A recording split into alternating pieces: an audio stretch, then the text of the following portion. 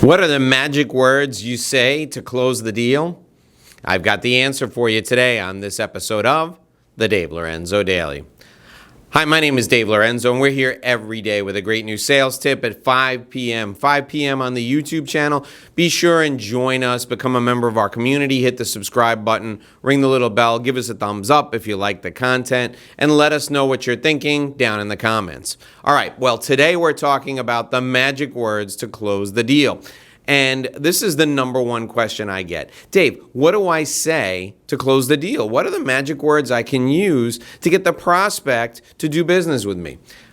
Keep in mind that we focus on relationship-based sales. It's not just consultative sales. It's the next step beyond that. It's relationship-based sales. So when you're meeting with a prospect, you know them, they know you, they like you, they trust you already.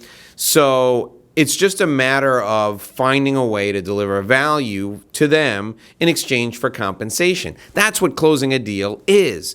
Finding a way to deliver value in exchange for compensation. So what do you say to close the deal?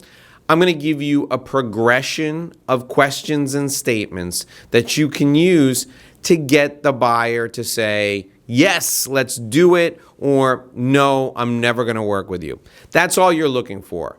You've done all the work up front. You've helped them. You've delivered value to them already. Maybe you referred them somebody or you helped them out of a jam. And now you're at a point where you know they have a problem you can solve. You know they have money. You know they have the ability to make a decision. So you're sitting there with the prospect and you say to the prospect, so Mr. Smith, listen, you told me that you've been having problems with your copier for a year and a half now.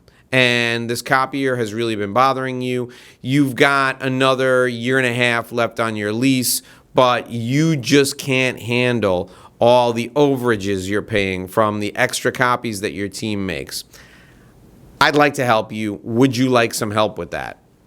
At that point, Mr. Smith's going to say, well, how can you help me, Dave? Or what can you do for me, Dave? And then you can tell him what you can do for him.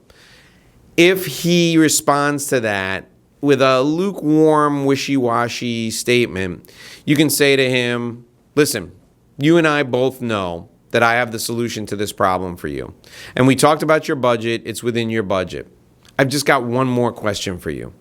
Why aren't we working together? And he's going to tell you then.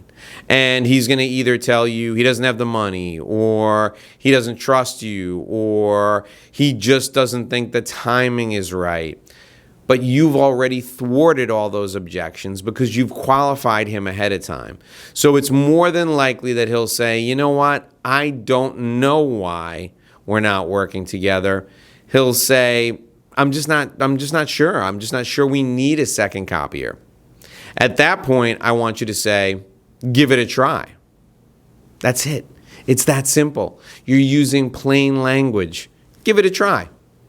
And he's going to say, well, what would that look like? And you can say, well, I'll put it in for 90 days. Here are the terms. You pay me on a monthly basis. If after 90 days you're not happy, we'll take it back. Give it a try. I sold a $12 million consulting engagement by looking at the CEO and saying, give it a try. Let us come in and do a study on a small group. The study on the small group will be $150,000. We'll present the results to you. The results will be actionable. The return on investment will be 10 times that. And if it works for you, then you can do the bigger study. Your board will be happy. They'll see the return on investment. Just give it a try. I said that to the CEO, and the CEO said, of course, let's go. Let's do it. So in the case of selling a copier, you say, listen, give it a try. 90 days, it's going to be $300 a month. Give it a try. If after the 90 days you're not happy, I'll take it out. If you get to the third point, give it a try, and they still don't agree or they still say no, you just throw your hands up and you say, one last thing. Would you work with me if it was free? If it was free, would you work with me? If they say no, then you say, okay, then it must be something about me. You don't trust me. If they say, well, if it was free, I would work with you. Sure. You say, okay, here's what the return on investment is going to be. And you demonstrate the return on investment again, and you show them that the return on investment is so great, it will be free. If you can even defer the first month's payment and say, listen, for the first month, you don't have to pay me anything. Get the process up and running. and then in the second month you pay me, and at the end you pay me 2 payments to make up for the first month. But by then you'll get so much money back, the return on investment will be so great that you won't care. Now, I don't know what you sell. If you sell a product, you might not be able to do that. But if you sell a service, you can go the first month by deferring payment until the end of your contract so that you can demonstrate a return on investment. Would you work with me if it is free is a huge statement, but they think you're taking a risk, but you're really not. You believe in the product or service that you're selling. You show them the return on investment they're going to receive. And if you can, you defer the first month's payment so that they can feel good about moving forward, and they'll see the return on investment right away. Now, what do you do if you use the "would you work with me if it's free" and your return on investment is not going to be realized maybe for 6 months or a year? And that happens with me in consulting all the time. I say to somebody, "Would you work with me if it was free?" And they look at me and they go, "Well, if it was free, yeah, I would work with you." And then I say to them, "Oh, okay, fine. So there's a price point between free and the number you told me you had in your budget that you would be comfortable with. We just haven't found it yet." And then you work back and forth until you get a price point that you can live with, or maybe you can't live with it, adding and removing value to negotiate back and forth.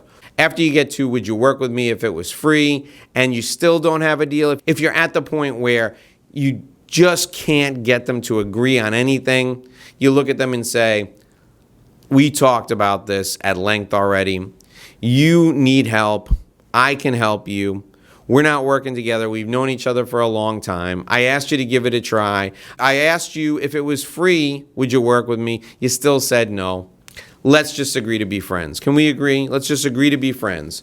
And you extend your hand and you shake hands. And they say, "Sure, we can agree to be friends." And then you say to them, "Well, as your friend, I'd like to give you a little advice. You need to solve this problem. And when you're ready to solve the problem, I want you to call your friend. Call your friend Dave, because I'll be here for you. I'll always be by your side, and I'm ready to help you when you're ready to make a decision." At that point, you walk away, and I've seen this work a million times. They feel like the pressure is off after you say that, and then they say, "Well, there is one thing you could do, and if you could do this, we probably could get a deal done." Or they say, "Wow, thanks so much. You made me feel much better about this whole thing." And then you're talking and you find out that there's one point that they were uncomfortable about, and now they've let their guard down and they share it with you because you're just friends, and then you can go back, adjust that point, and make a deal. So to recap, the first point, would you like some help with that? They say yes, you make the offer, deal's done. Would you like some help with that? They're hemming and hawing. They're not really sure. You look at them and you go, "Well, why aren't we working together? I know you trust me, and I think you like me. I like you. We talked about your budget, and your budget works. You got a problem. I can solve the problem. You know I can solve the problem. Why aren't we working together?" They still are uncomfortable. You, again, restate the value, restate that you have the solution, and you say, "Give it a try." And you come up with a short-term way for them to give it a try so that they can really kick the tires. And once you get your product in there, once the service starts, there's a high likelihood they're going to keep you. Then the fourth point is, would you work with me if it was free? You find a way to maybe defer the first month's payment or show them an even greater return on investment and convince them that the return on investment is so great that they should be working with you. And then finally, nothing works. You say, "Let's just agree to be friends." And then you're two friends talking. They let their guard down. Maybe they share the deal point that was holding things up, and you can find a way to work together. This is my closing progression. It's the one I teach to all my clients all the time, and it comes at the end of the relationship development process. There's a whole host of things you should have done before you get to this point, but if you're looking for magic words to close the deal, this progression, this closing progression in relationship sales works like magic. It's gold. You have to be at the right point in your relationship with the prospect, but if you are, 60 seconds and you'll get a deal. My name is Dave Lorenzo. I'm here every day. Now I want you to watch this video, which has more great tips on closing deals. Watch this one right here. You're going to love it. Right there.